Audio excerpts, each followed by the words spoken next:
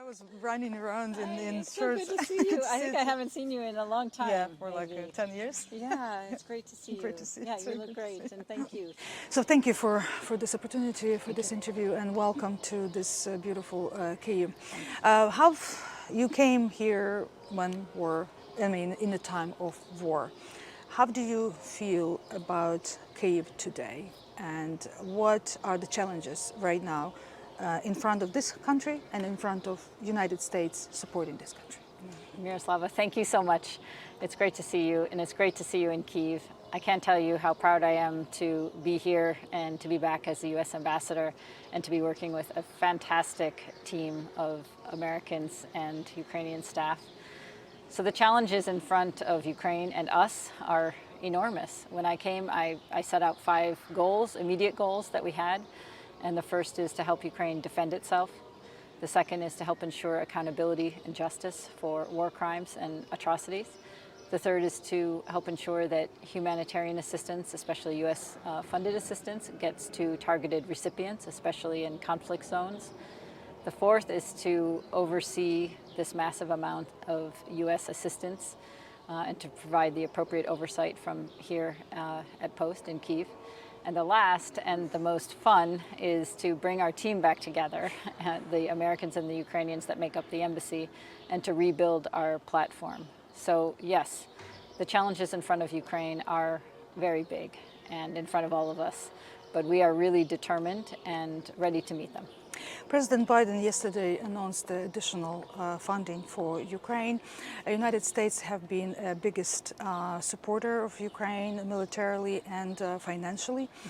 And you mentioned about overseeing how this money is used in this country. What kind of system do you have right now to oversee the money? So there are long established systems for all of the assistance that we give, including security assistance. And what we're doing now is just making sure that we are playing the appropriate role we need to play here in Kyiv, but working with the Ministry of Defense and other parts of the Ukrainian government. So it's important that we're here for that and other reasons, but I'm confident that we will be able to do this. Is there any special envoy to oversee the support that the United States is giving to Ukraine? The way we are doing it is that we'll have our embassy, and so I'm really happy to be here as the ambassador, and then I will have specific staff, and including senior staff that are dedicated to these goals and more. President Zelensky kind of hinted that a few days ago that the United States is not giving enough or giving too late. How would you comment his position? Well, I would say that since the beginning of the war and even before, we have been totally focused on getting Ukraine the security items and the weapons that they need as soon as possible. And this is actually my #1 focus in coming here. I do think that there were some problems early on, and I'm just here to make sure that everything that we are doing is directly supporting Ukrainians on the front lines and also helping Ukraine improve its battlefield position, which we also believe will help its negotiating position at a time when that is appropriate. How is your relationship with the Ukrainian government right now? Do you work on all the levels of Ukrainian government? I understand that it's a time of war still. Yeah. I think one of the things that I've noticed more than anything, having been a diplomat for 25 years, is the overwhelming and positive support that I have received from the government, from people outside of government, from the population, and also the support from back home, including the public in my part of the Midwest. So I'm really grateful for that. I think it's really important for us. I think we understand, I understand this is incredibly important for Ukraine and Ukraine's future and existence. But I believe it's also incredibly important to European security and to the United States that we do not allow borders to be changed by force. You mentioned European security, and today the 4 presidents are in town in Kyiv, and European Commission is supposed to decide on on the candidate status for Ukraine. What is the United States position in this regard? So, of course, we're not members of the European Union, but we have long supported Ukraine's Euro-Atlantic integration. Russia issue. How do you generally see this war?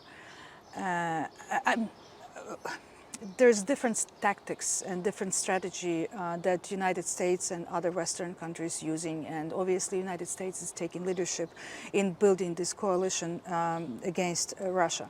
However, Ukrainians are suffering big time, and as the war is prolonged for a long time, how do you see this war ends? There's a lot of talks about peace negotiation. How do you see a possible peace negotiation, if we can call it peace negotiation?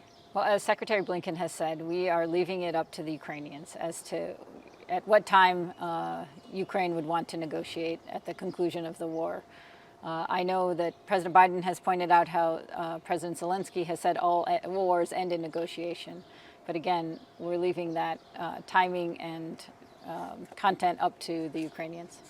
Okay, so and then what are the expectations, United States expectation from Ukraine at this point? There was a lot of talks about before the war about anti-corruption efforts and so on. What are the looking forward?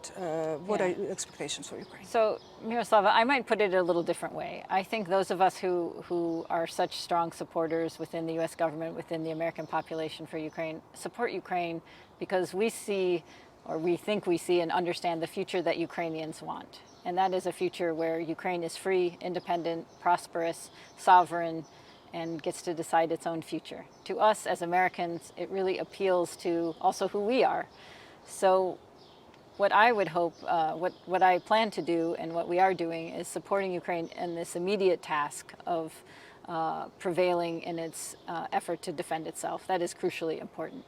I think everybody would agree, and I think the government here and the people here would agree that another important task is and will be and will remain the reform effort, which will secure Ukraine for a future for Ukrainian children and their children. And this war is not only about Ukraine, obviously. Ukraine is fighting for it's a bigger goal. Ukraine is fighting for democracy. Ukraine is fighting for European values as well. So if, let's say, I mean, it's hard to say, but if Ukraine failed, what could be the consequences? Well, Ukraine won't fail, and we will continue to support Ukraine for as long as it takes. And as I mentioned, this is obviously very important to Ukraine, but it's also really important to European security. It's really important to America because, as President Biden has said, it's both morally outrageous, what has happened, this unprovoked, unjustified attack on a sovereign nation, but it also is in America's vital interest to have peace and security in Europe. So this is something that has repercussions that go well beyond Ukraine. And for this reason, we all understand very much what's at stake. And that's why we're here, to help Ukraine prevail. And one more question about the rebuilding efforts. There are a lot of efforts in European Union, in United States, a lot of talks about planning to rebuild Ukraine. How do you see this process going forward? And do you already have set coalition to do that? Well, I know there's this conference that's coming up in Lugano in July to talk about this process. I believe that my government and my country will want to support Ukraine in every way possible. I think we will also want Ukraine to take the lead in terms of how best to do that reconstruction. And from what I hear from the government leadership, it's very focused on reform, focused on building the Ukraine for the future, which I think is something we all can support. Thank you so much.